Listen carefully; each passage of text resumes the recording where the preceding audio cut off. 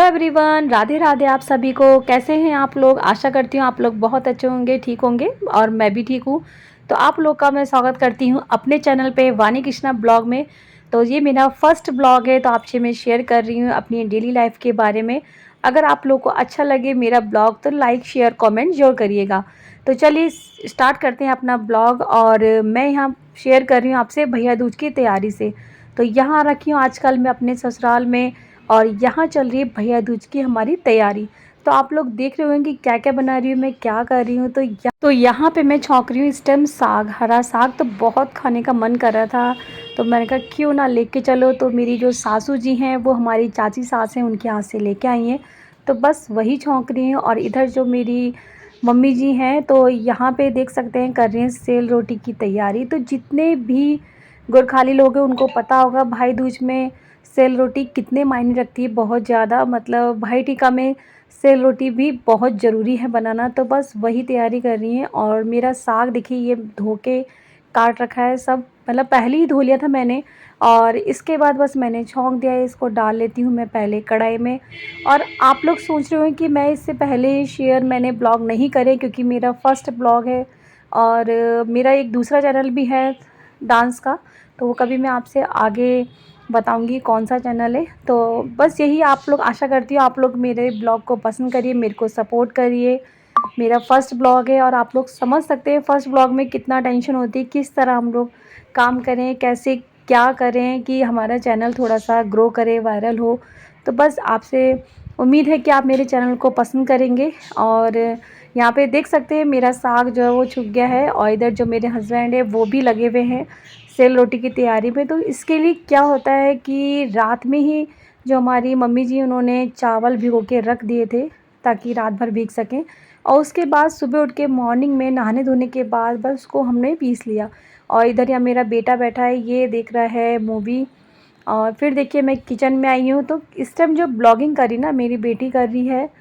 तो बाकी हम लोग किचन में खड़े, क्योंकि एक हाथ से आप भी जान सकते हो ब्लॉगिंग नहीं हो सकती, क्योंकि मैं काम भी कर रही हूँ और फिर उसके बाद ब्लॉगिंग भी तो नहीं हो पाएगी ना। तो इसलिए बस मैंने अपनी बेटी से बोला कि ब्लॉगिंग उसे करनी है, तो बस वही कर रही है। और इसके बाद देखिए मैंने पहले छौंका है साग, और इसके बाद मैं छौंक रही हूँ दाल।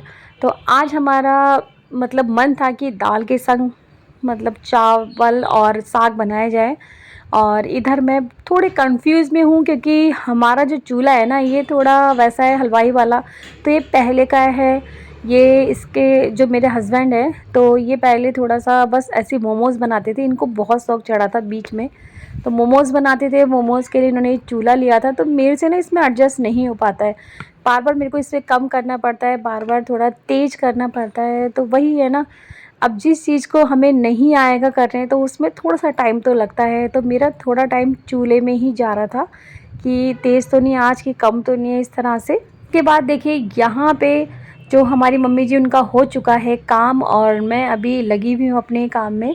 और हस्बैंड जो है देखिए अभी भी पीस रहे हैं, क्योंकि चावल पीसने में थोड़ा टाइम तो लगता है। तो चले चलते हैं बाहर की और यहाँ पे बाबू के अभी जो मूवी है चल ही रही है। तो इसके बाद मैं सीधे रूम में, क्योंकि मेरे को ना चादर थोड़ी ठीक करनी थी और चादर न्यू बिछानी भी थी। तो मैंने कहा चलो बिछा लेते हैं, क्योंकि आज मुझे चादर भी धोनी है। क्योंकि जब से हम आए थे ना तो 2-3 दिन हो चुके थे, मैंने चादर भी नहीं धोई थी, तो थोड़ी सी गंदी लग रही थी। मैंने कहा चलो उसको निकाल लेते हैं, क्योंकि काफ़ी टाइम बाद हम लोग आए, 3-4 महीने बाद। मैं जून में आई थी अपने ससुराल में और अब आ रखी हूँ। तो देखिए ये है हमारी मम्मी जी, तो ये किचन में आई थी एक बार देखने के लिए कि साग उग तो नहीं जला करके। और पता है चादर झाड़ते झाड़ते मुझे एकदम याद आया था कि मेरा साग लग रहा है लग गया। और देख सकते हैं हम, मैं बड़ी स्पीड में आई थी यहाँ पे, और मैं उठा रही हूँ मगर नहीं उठ रहा था। तो देखिए मेरी मम्मी जी भी आ चुकी हैं, और वो भी कह रही हाँ साग जल गया लग रहा है, स्मेल आ रही है।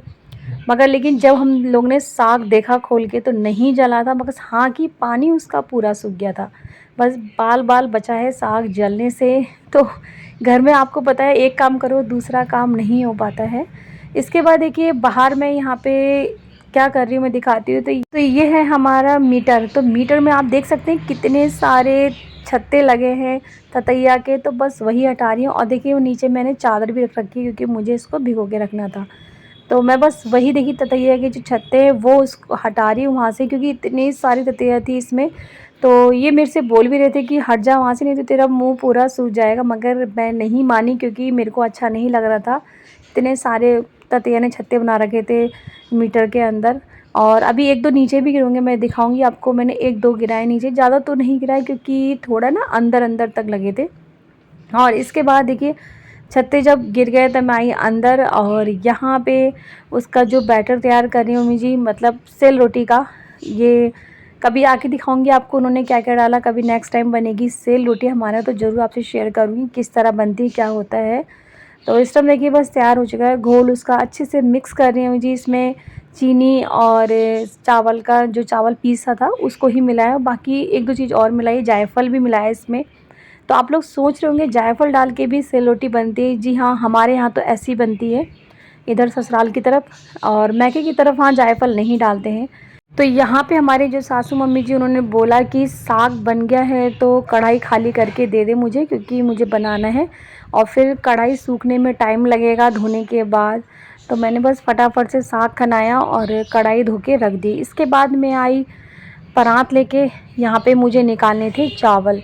और चावल का थोड़ा सा अंदाज़ा मुझे नहीं था क्योंकि काफ़ी दिनों बाद मैं यहाँ के बना रही थी, और बनाना इतने लोगों के लिए था मुझे नहीं था। तो मैंने पहले पूछा कितना निकालना है, तो बस जो हमारी मम्मी जी उन्होंने बताया कि 2 कटोरे निकालने हैं। मतलब एक हिसाब होता है ना, किसी का भी चावल लो आटा लो तो हिसाब होता है कि इतना निकालो, इतना ही बस हाँ लगेगा। तो उन्होंने भी मुझे बताया कि 2 कटोरे निकाल लें बस हो जाएगा। तो मैंने यहाँ पे वानी को दिया चावल बीनने के लिए, क्योंकि वानी का काम हमेशा चावल बीनने का ही रहता है। और यहाँ पे देख सकते हैं जो हमारी मम्मी जी वो लगी हुई हैं अपने जो उसका बैटर तैयार करने में और वानी चावल बीनने में। तो हाँ, मैं आपसे बोल रही थी कि ये मेरा फर्स्ट ब्लॉग है और मैं अपनी जो डेली लाइफ की लाइफ स्टाइल है मेरी, जो मैं डेली करती हूँ, मैं आपसे ज़रूर शेयर करूँगी। तो मैं आपको बताना चाहती हूँ कि मेरे जो बच्चे हैं वो 2 हैं, एक बेटा एक बेटी, मैं और मेरे हस्बैंड हैं। तो यहाँ पे बस देख सकते हैं यहाँ पे चावल का काम जो चल ही रहा है, और कृष्णा अपना जो बिस्कुट है वो खा रहा है, और ये यहाँ पे फ़ोन देख रहे हैं क्योंकि आजकल चल रही है इनकी छुट्टी। और हम लोग आ रखे हैं अपने ससुराल में, जैसे बताया था। और मैं कहाँ रहती हूँ अभी नेक्स्ट ब्लॉग में बताऊँगी, हम कहाँ जाएंगे उसके बाद कैसा वैसा चलेगा। तो आप लोग बस मेरी डेली की वीडियो ज़रूर देखिए। मैं डेली आपसे शेयर करूँगी डेली रूटीन कि कैसे मैं क्या क्या करती हूँ रोज़ के उसमें। और इधर आप देख सकते हैं जो मम्मी जी उन्होंने खाना डाल दिया है सबके लिए। तो मैंने सोचा कि क्यों ना थोड़ा सा शेयर करा जाए आप लोगों से भी।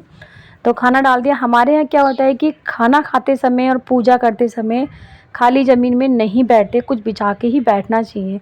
तो बिछाने के लिए ना मेरे को कुछ नहीं मिला, जैसे कि दरी वगैरह। तो जो ये ना सोफ़े के कवर वही मैंने सबके लिए बिछा दिया और सब इसमें बैठ गए खाना खाने के लिए।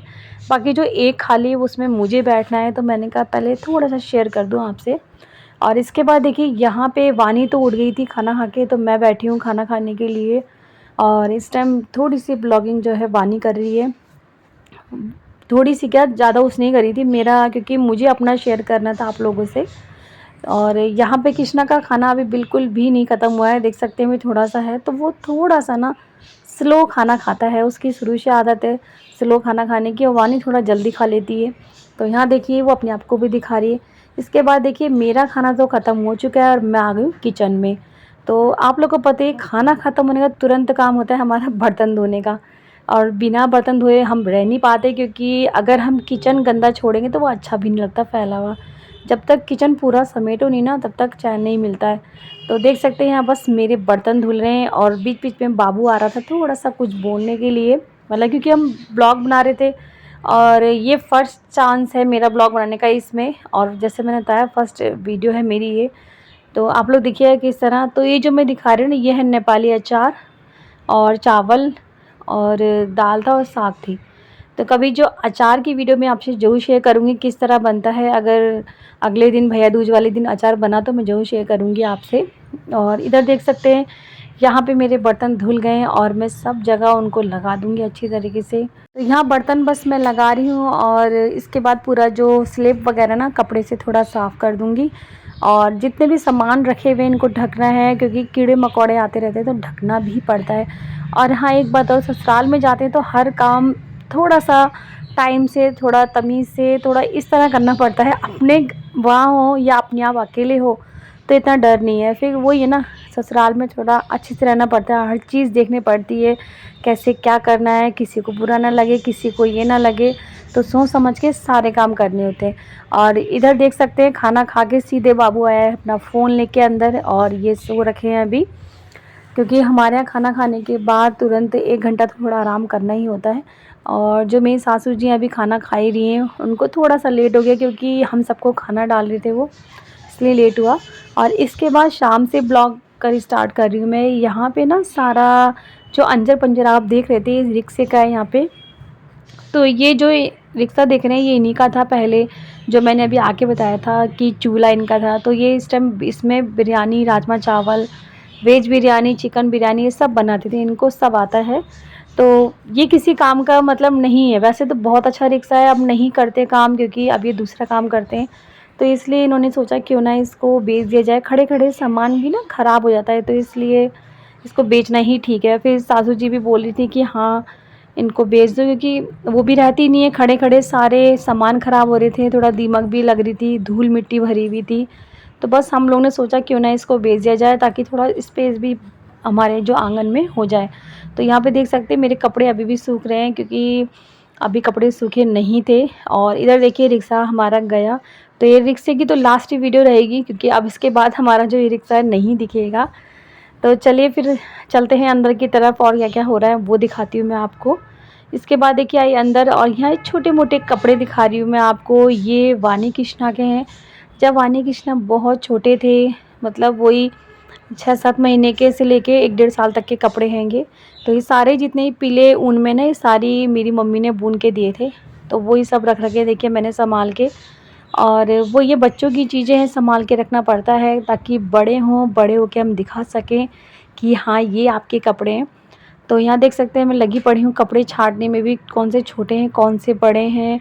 और सारे देखिए बहुत टाइम लग रहा था इसको छाँटने में। और कितने-कितने पुराने कपड़े थे जब ये दोनों बहुत छोटे थे। अब तो काफ़ी बड़े हो चुके हैं, दोनों 9th में, एक 6th में। और ये जब 1 साल के तब के कपड़े।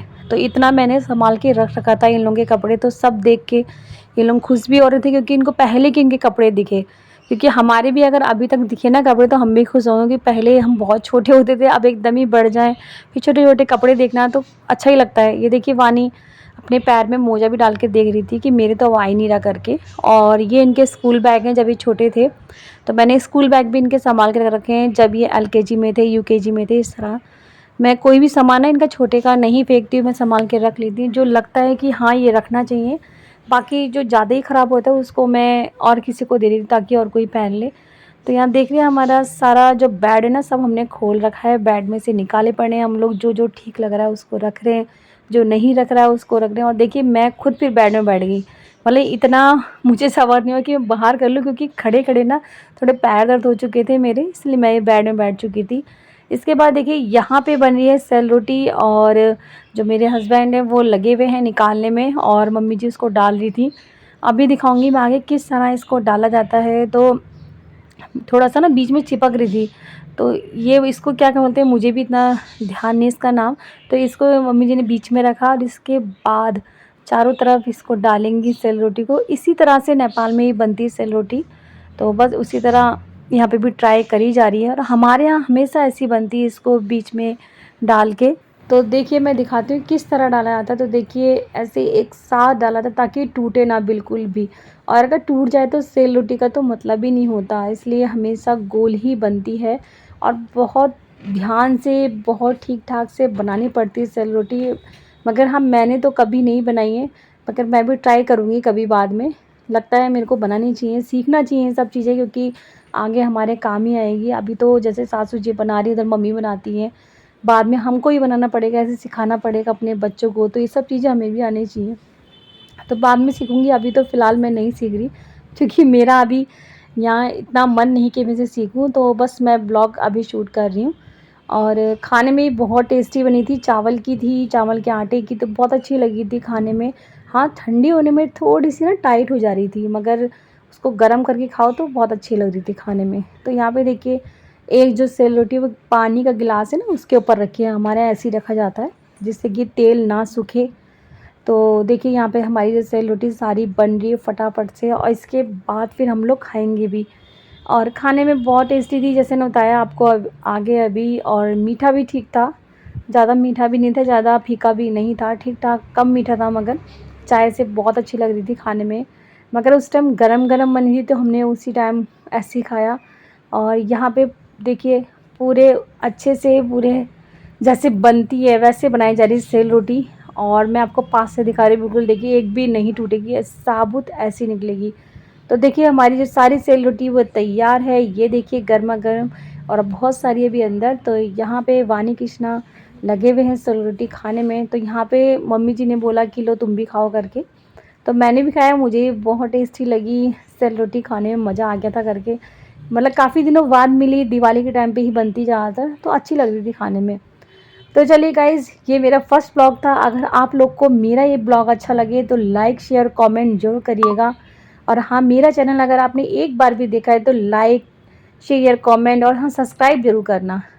तो चलिए मैं तो लेती हूँ सेल रोटी का मज़ा, और आप भी लीजिएगा सेल रोटी का। अगर आप लोग खाना चाहते हो तो मेरे से बोलेगा, मैं बना के दूँगी, क्योंकि मुझे आता तो नहीं है, फिर भी ट्राई करूँगी आप लोगों के लिए। तो चलिए फिर मिलती हूँ आप लोगों से नेक्स्ट ब्लॉग में, तब तक के लिए बाय बाय।